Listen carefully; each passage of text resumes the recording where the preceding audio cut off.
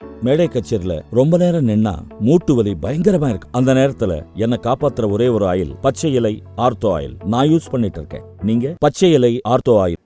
என் மகனுக்கு நிகரான அன்பு தம்பி குவீன் மீரா மெட்ரிகுலேஷன் சர்வதேச பள்ளியின் மேலாண்மை இயக்குனர், நிறுவனர், தாளாளர் அபிநாத் அவர்களே,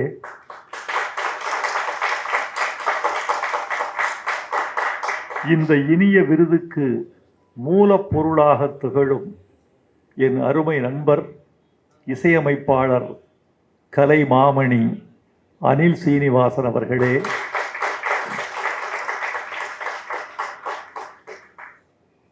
குருவை மிஞ்சுகிற சிஷ்யன் மதன் கார்கி அவர்களே, குவீன் பள்ளியின் முதல்வர் சுஜாதா குப்தன் அவர்களே, இந்த விழாவை தமிழ் மணக்க மணக்க தொகுத்து வழங்கி கொண்டிருக்கும் இனிய தமிழச்சி இந்திரா அவர்களே, என் மதிப்புக்கும் மரியாதைக்கும் பாசத்துக்கும் உரிய ஊடக நண்பர்களே, ஊடகத் துறையில் புகழ் முருகனாக திகழும் நெகிழ் முருகன் அவர்களே,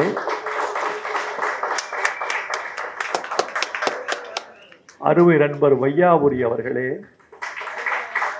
உங்கள் அனைவருக்கும் எனது அன்பான வணக்கத்தை தெரிவித்துக் கொள்கிறேன். ஆங்கில புத்தாண்டு வாழ்த்துக்களையும் உங்களுக்கு உரித்தாக்குகிறேன்.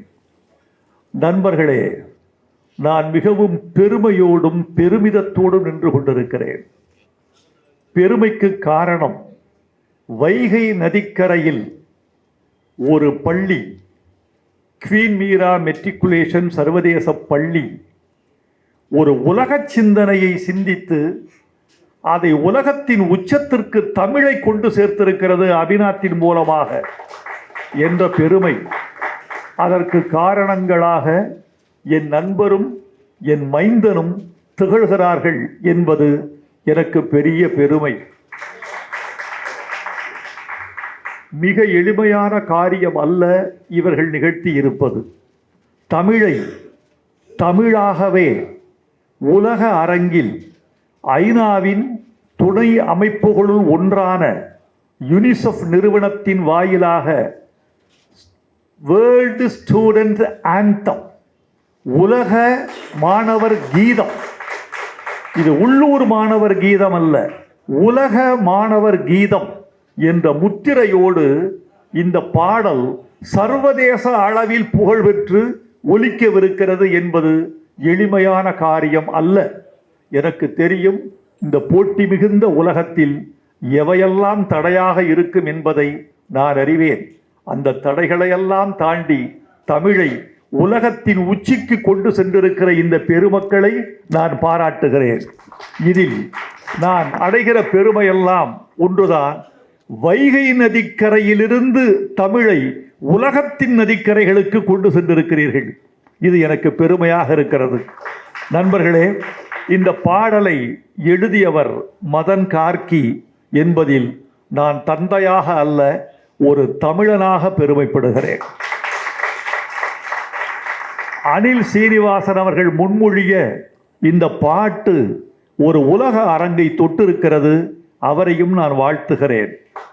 என்ன செலவானாலும் பரவாயில்லை என்று சொல்வதற்கு தமிழ் திரைப்படத்துறையில் ஒரு தயாரிப்பாளர் இன்றைக்கு இல்லவே இல்லை.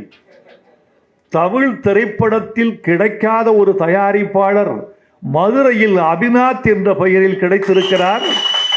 என்ன செலவானாலும் பரவாயில்லை என்று சொல்லக்கூடிய துணிச்சலும் தியாகமும் வேறு யாருக்கும் வராது. அந்த துணிச்சலுக்கும் தியாகத்துக்கும் கிடைத்த மிகப்பெரிய வெற்றிதான் தமிழ் இன்று உலக அரங்கின் உச்சத்தில் நின்று பாடப்படுகிறது என்பது எனக்கு மகிழ்ச்சி. இந்த வரிகளை பார்த்தேன். இந்த வரிகளில் இருக்கிற எளிமை என்பதை விட, இந்த வரிகளில் தமிழ் கோலோச்சுகிறது என்பதை விட, இந்த பாடலில் அலங்காரங்கள் அதிகம் இல்லை என்பதை விட, இந்த பாடலில் இருக்கிற சத்தியம், உண்மை, நேர்மை, அதுதான் இந்த பாட்டுக்கு உலக அரங்கத்தின் அங்கீகாரத்தை பெற்று தந்திருக்கிறது என்று நான் நினைக்கிறேன். நண்பர்களே, தம்பி அபிநாத்தை பற்றி சில செய்திகள் சொல்லியாக வேண்டும். அபிநாத் தன்னுடைய வாழ்க்கையை கல்விக்கென்றே அர்ப்பணித்து கொண்ட ஒரு கல்வியாளர். அவருடைய நிர்வாக நேர்த்தியை பார்த்து நான் வியந்திருக்கிறேன். நேர மேலாண்மை கண்டு நான் திகைத்திருக்கிறேன். 9:40 வீட்டுக்கு வர முடியுமா என்று கேட்டால் 9:40 வரமாட்டார், 9:39 வருவார். ஆனால் அந்த பகுதிக்கு அவர் 9:15 வந்து நின்று இருப்பார். 2 விதமான நாகரிகம். குறித்த நேரத்திற்கு முன்னே செல்வது அழைத்தவர்களுக்கு அநாகரிகம். குறித்த நேரத்தை கடந்து செல்வது செல்பவர்களுக்கு ஒரு அநாகரிகம். நானெல்லாம் கடைசி 10 மணிக்கு ஒருவர் வருகிறார் என்றால் 9:58 வரைக்கும் நான் ஒரு பணியில் இருக்கிறேன் என்று பொருள். அந்த 9:58க்கு முடித்துவிட்டு 59க்கு அவரை வரவேற்க தயாராவதுதான் இன்றைய கால சூழல். அதனால் 9:30 மணிக்கே அங்கே சென்று இருப்பது ஒரு வகையான வன்முறை என்று நினைப்பேன். அந்த வன்முறையை ஏற்படுத்திவிடக் கூடாது. இவர் என்ன செய்வார், 9:15க்கு அந்த பகுதிக்கு வந்து விடுவார். வந்துவிட்டு 9:38க்கு கதவை தள்ளி 9:39க்கு காட்சி அளிப்பார். இந்த மேலாண்மையை நான் மேல்நாட்டில் தான் பார்த்திருக்கிறேன். தமிழ்நாட்டில் அப்படி கடைபிடிக்கக்கூடியவர் அபிநாத். அவர் கல்விக்காக தன் உடலை, உழைப்பை, உயிரை, தன் பணத்தை, தன் வாழ்க்கையை அர்ப்பணித்துக் கொண்டிருக்கிற ஒரு இளம் கல்வியாளர். எனக்கு தெரியும், இன்னும் 10 ஆண்டுகளில் தமிழ்நாட்டின் குறிப்பிடத்தக்க கல்வியாளர்களில் ஒருவராக அபிநாத் திகழ்வார் என்ற நம்பிக்கை எனக்கு இருக்கிறது. அந்த நம்பிக்கையை நான் உணர்ந்து சொல்கிறேன். நான் ஜோசியம் சொல்ல மாட்டேன், மிகையாகவும் சொல்ல மாட்டேன். நான் உணர்ந்து சொல்கிறேன். இந்த செய்தி உண்மையாவதை நீங்களே கண்கூடாக நாளை காண்பீர்கள். அனில் சீனிவாசன் ஒரு இசையமைப்பாளர் என்று பல பேர் நினைத்துக் கொண்டிருக்கிறீர்கள். இல்லை, அவர் இசை ஆசான். எத்தனையோ இசை விற்பனர்களுக்கு இசை கற்றுக் கொடுத்து கொண்டிருக்கிற ஆசான். அவர் இன்னும் கற்றுக் கொண்டிருக்கிறார், கற்பித்துக் கொண்டிருக்கிறார். ஒரு தேர்ந்த இசையமைப்பாளர். இந்த இரவு தீர்வதற்குள்ளே என்று நான் ஒரு பாட்டு எழுதி கொடுத்தேன். இந்த இரவு தீர்வதற்குள்ளே என்னென்ன நடக்கும் என்பது அந்த பாட்டின் உள்ளடக்கம். முதல் வரியிலேயே என்னை திகைக்க செய்து விட்டார். இந்த இரவு தீர்வதற்குள்ளே என்கிற அந்த ஒரு வரி இசையில் இரவு சொட்டு சொட்டாக நகர்கிற அனுபவத்தை எனக்குள் ஏற்படுத்தி விட்டார். அது சாதாரணமல்ல. MS விஸ்வநாதன் அவர்களை கேட்டேன், MSI அவர்களை கேட்டேன். உங்களுக்கு மூத்தவர் KV மகாதேவன் ஐயா அவர்கள், அவரை எப்படி மதிப்பிடுகிறீர்கள் என்று கேட்டேன். அவர் மாதிரி பொருள் தெரிந்து இசையமைப்பவர்களை நான் பார்த்ததில்லை என்று சொன்னார். ஊடகங்களுக்கு இது ஒரு முக்கியமான செய்தி. பொருள் தெரிந்து தமிழின் பொருளை வாங்கி இசையமைக்கக்கூடியவர் KV மகாதேவன் அவர்களைப் போல் யாரையும் பார்த்ததில்லை. ஒரு எடுத்துக்காட்டு சொல்ல முடியுமா? சொன்னார். கவிஞர் கண்ணதாசன் எழுதி கொடுத்திருக்கிறார் ஒரு பாட்டு. கடவுள் மனிதனாக பிறக்க வேண்டும், அவன் காதலித்து வேதனையில் வாட வேண்டும். இந்த பாட்டு. கடவுள் மனிதனாக பிறக்க வேண்டும், அவன் காதலித்து வேதனையில் வாட வேண்டும். இதில் என்ன சிறப்புன்னு கேட்டேன். ஐயோ, மாமா என்று அழைக்கப்படுவார் KV மகாதேவன். மாமா கடவுளை எங்க வச்சாரு தெரியுமா? எப்படி? கடவுள் மனிதனாக பிறக்க வேண்டும்.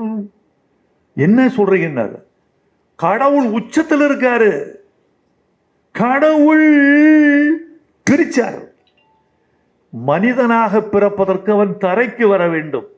அப்படியே கீழே கொண்டு வந்தார். அந்த உணர்வு, பொருள், அந்த செயல் எல்லாம் தெரிகிற மாதிரி இசையமைக்க வேண்டும். அன்பே எங்கள் பாதை என்பது முதல் வரி. இந்த அன்பே எங்கள் பாதையை ஒரு மேற்கத்திய வல்லிசை போட்டு அன்பே அன்பே எங்கள் பாதை இதுவே ஒரு வன்முறையாகிவிடும். ஆனால் அன்பே எங்கள் பாதை, அறிவே எங்கள் பயணம், அச்சமில்லா நெஞ்சம் கொண்டால் அழகாய் எங்கள் உலகம் என்று எளிமையாக எழுதியிருக்கிறார் மதன் கார்கி. மதன் கார்கி உணர்ந்து செயல்படுவார். எந்த இடத்தில் விஞ்ஞான சொற்கள் இட வேண்டும், எந்த இடத்தில் இலக்கிய சொல் பெய்ய வேண்டும், எந்த இடத்தில் எளிமையை கையாள வேண்டும், எந்த இடத்தில் பொருள் புரியாத வார்த்தைகளை போட வேண்டும், எந்த இடத்தில் பொருள் புரிகிற வார்த்தைகளை போட வேண்டும் என்று எழுதியிருக்கிறார். நண்பர்களே, இந்த வார்த்தையில் எதுவுமே புரியாதது இல்லை. எல்லோருக்கும் எல்லாம் புரிய வேண்டும். ஏன் தெரியுமா? குழந்தைகளுக்கான பாட்டு. குழந்தைகளுக்கு புரிகிற மொழியில் சொல்ல வேண்டும். குழந்தைகளுக்கு புரிகிற வார்த்தைகளை மீண்டும் அவர்கள் நாவில் உச்சரிக்கக்கூடிய வார்த்தைகளை இட வேண்டும். அதனால் இந்த பாடலை குழந்தைகள் மொழியில் எழுதியிருக்கிறார் என்று நான் கருதி மதன் கார்கியை பாராட்டுகிறேன். நண்பர்களே, மரஞ்செடி கொடிகள் போலே, பூச்சிகள் பறவைகள் போலே, விலங்கினம் மீனினம் போலே பிறந்தோம் பூமியின் மேலே. இதற்கு முக்கியமானது, இயற்கையின் பரிணாம கொள்கை மாறாமல் இந்த 4 வரிகளும் இருக்கின்றன. நண்பர்களே, மகனை பாராட்டினார் வைரமுத்து என்று நீங்கள் செய்தி போட்டு விடாதீர்கள். இன்னொரு பாடலாசிரியரை ஒரு மூத்த பாடலாசிரியர் பாராட்டினார் என்று மட்டும் போடுங்கள். மரஞ்செடி கொடிகள் போலே, பூச்சிகள் பறவைகள் போலே, விலங்கினம் மீனினம் போலே பிறந்தோம் பூமியின் மேலே. பரிணாமத்தினுடைய வரிசைப்படி எழுதப்பட்டிருக்கிறது. மரஞ்செடி கொடிகள் போலே, விலங்கினம் மீனினம் போலே என்றிருந்தால் அது பரிணாம பிழை. பரிணாமத்தின் வரிசை அந்த நிறையில் இருக்க வேண்டும் என்றுதான் முதலில் தாவரங்கள், பிறகு பூச்சிகள் பறவைகள், பிறகு விலங்கினம் மீனினம், பிறகு குரங்கு, பிறகு மனிதன் என்ற பரிணாம வரிசையில் இந்த பாடலை இந்த 4 வரிகளை எழுதியிருப்பதற்காக மதன் கார்கிக்கு டார்வின் சார்பில் நன்றி சொல்கிறேன். எங்கள் உயிரும் ஒன்றென்ற உலகம் காப்போம் நாம் இன்று, கற்பவை ஏதும் நமதென்று பிறருக்காக தரத்தார் என்று. கற்பவையெல்லாம் நமக்கல்ல, பிறருக்கு தரத்தான். அறிவிதான் ஆகுவதுண்டோ பிரிதின்னோய் தன்னோய் போல் போற்றா கடை என்ற திருக்குறளை எளிமைப்படுத்தி பிள்ளைகளுக்கு சொல்லப்பட்டிருக்கிறது இந்த பாட்டில். மிக முக்கியமான ஒரு செய்தி, அறிவு என்றால் என்ன? அச்சமில்லாதது அறிவு, அச்சத்தை களைவது அறிவு என்பதுதான் உலக அறிஞர்கள் ஒப்புக்கொண்ட உண்மை. மனிதன் அச்சத்தோடு பிறக்கிறான், அச்சத்தோடு வாழ்கிறான். மிக முக்கியமாக அச்சமின்றி கற்க வேண்டும் என்ற ஒரு செய்தியை இந்த மன்றம் கவனத்தில் கொள்ள வேண்டும் என்று நான் கருதுகிறேன். காரணம், வகுப்பறை ஒரு அச்சம், பள்ளிக்கு போவது ஓர் அச்சம், ஞாயிற்றுக்கிழமை இரவில் தொடங்கி திங்கட்கிழமை விடிந்தால் பேரச்சம், ஆசிரியரை பார்த்தால் அச்சம், தேர்வை பார்த்தால் அச்சம், தேர்வு தாளை பார்த்தால் அச்சம், தேர்வு முடிவை பார்த்தால் அச்சம். இப்படி அச்சத்தை போக்க வேண்டிய கல்வி அச்சம் அச்சம் அச்சம் என்று அச்சச்சூழலிலேயே வளர்வது என்பது என்ன நியாயம் என்று இந்த பாட்டு உலகை பற்றி கேட்கிறது. எனக்கு தெரிந்து பொய் என்பது ஒரு அச்சம்.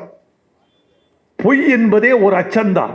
அச்சம் உள்ளவன் பொய் சொல்கிறான், அச்சமில்லாதவன் பொய் சொல்ல மாட்டான். உண்மை சொன்னால் எனக்கு தீங்கு வரும் என்பவன் பொய்யை சொன்னால் பாதுகாப்பு என்று நினைப்பது ஒரு இழிந்த உலகம். அந்த இழிந்த உலகத்திலிருந்து, அச்சத்திலிருந்து, பொய்யிலிருந்து இந்த உலகத்தை மீட்டெடுப்பதுதான் கல்வி. அந்த கல்வி அச்சமற்று இருக்க வேண்டும், அச்சத்தை களைவதாக இருக்க வேண்டும் என்று இந்த பாட்டு உயர்த்தி பிடிக்கிறது. கற்போம், ஒன்றாய் கற்போம், அச்சம் விட்டே கற்போம், நிற்போம், நன்றாய் நிற்போம், உச்சம் தொட்டு நிற்போம் என்று இந்த பாட்டு முடிகிறது. இன்றைக்கு வாழ்க்கைக்கு தேவை, மாணவர்களுக்கு தேவை நம்பிக்கை. நம்பிக்கையற்ற ஒரு உலகத்தில் நாம் வாழ்ந்து கொண்டிருந்து கல்வி வெற்றி பெற்று விட்டது என்று சொல்வதற்கு எந்த ஆதாரமும் நமக்கு இல்லை. கல்வி வேண்டும், அச்சமற்று வேண்டும், அறிவு தர வேண்டும். அறிவு அற்றம் காக்கும் கருவி என்று வள்ளுவர் சொன்னார். அந்த அற்றம் காக்குகிற கருவியாக இந்த கல்வி நிலைக்க வேண்டும் என்று நாங்கள் விரும்புகிறோம். நண்பர்களே, குயின் மீரா பள்ளியில் நான் ஓரளவுக்கு அறிவேன். அதன் கட்டுமானம், கற்பிக்கும் நெறிமுறை, அவர்களின் நோக்கம் என்ன என்று தெரிந்து கொள்வேன். அவர்களின் நோக்கம் பொருள் ஈட்டுவதல்ல, அறிவு ஈட்டுவது, அறம் ஈட்டுவது என்பதுதான் அவர்களின் நோக்கமாக இருக்கிறது. ஒரு பள்ளியின் மூல மந்திரம் அறம், அறிவு, அச்சமின்மை. இந்த மூன்று மட்டும் இருந்தால் இந்தியா உலகத்தின் வல்லரசாக திகழக்கூடிய நாள் தூரத்தில் இருக்காது. அது வரைக்கும் பொருளாதார வல்லரசு, விஞ்ஞானத்தில் வல்லரசு, ஆயுதத்தில் வல்லரசு, இராணுவத்தில் வல்லரசு என்பதெல்லாம் நிலைக்காது. உலகத்தில் எந்த வல்லரசு நிலைக்கும் தெரியுமா? அறிவு, அன்பு, அச்சமின்மை என்பதை மூலதனமாக கொண்ட நல்லரசு மட்டும்தான் வல்லரசாகும். இதை உலகத்திற்கு சொல்வதற்குத்தான் இந்த விழா. நண்பர்களே, இந்த விழா ஒரே ஒரு கருத்தை முன்னிறுத்துகிறது. இன்றைக்கு தமிழ் வாய்ப்பு கிடைத்தால் உலகமெல்லாம் சென்று எட்டும் என்று நினைக்கிறேன். சொல்லாதது நமது குறைவு. பாரதியாரை தெரியாதவர்கள், திருவள்ளுவரை தெரியாதவர்கள், கம்பனை அறியாதவர்கள், திருமூலரை அறிமுகம் செய்து கொள்ளாதவர்கள் வடநாட்டிலேயே அதிகமாக இருக்கிறார்கள். பிறகு உலகம் எப்படி? வள்ளுவன் தன்னை உலகினுக்கே தந்து வான்புகழ் கொண்ட தமிழ்நாடு என்று சொல்கிறோமே, வள்ளுவன் தன்னை உலகினுக்கு தந்தோ, யார் வாங்கி கொண்டார்கள் என்பதுதான் கேள்வி. இன்றைக்கு ஒரு பாடல் உலகத்தையே ஆழ்வதற்கு தமிழால் முடியும் என்று நிரூபித்திருக்கிறது. இந்த பாட்டுக்கு என் வாழ்த்துக்கள். பாடுபட்டவர்களுக்கு என் வாழ்த்துக்கள், பாடியவர்களுக்கு என் வாழ்த்துக்கள், இசை அமைத்தவருக்கும் இசைத்தவர்களுக்கும் என் வாழ்த்துக்கள். எல்லோரும் புகழ் வர வேண்டும், எல்லோரும் நன்மை வர வேண்டும். அபிநாத், உங்களை நான் பாராட்டுகிறேன். இதே ஊடக சந்திப்பை மதுரையில் நிகழ்த்தாமல் நீங்கள் சென்னையில் நிகழ்த்தி இருப்பதே உங்கள் சாமர்த்தியத்தை காட்டுகிறது. இந்த ஊடகம் சென்னையில் நிகழ்ந்தால் இது உலகமெல்லாம் சென்று சேரும் என்று நீங்கள் நம்புகிறீர்கள். ஒரு உலகப் பெருமையை இந்த குழுவினர் தமிழுக்கும் தமிழர்க்கும் ஈட்டித் தந்திருக்கிறார்கள். ஊடக உறவுகளே, நீங்கள் இதை உலகுக்கு சேர்க்க வேண்டும் என்று உங்களை கேட்டுக்கொள்கிறேன். வாழ்க கல்வி, வெல்க தமிழ். நன்றி, வணக்கம்.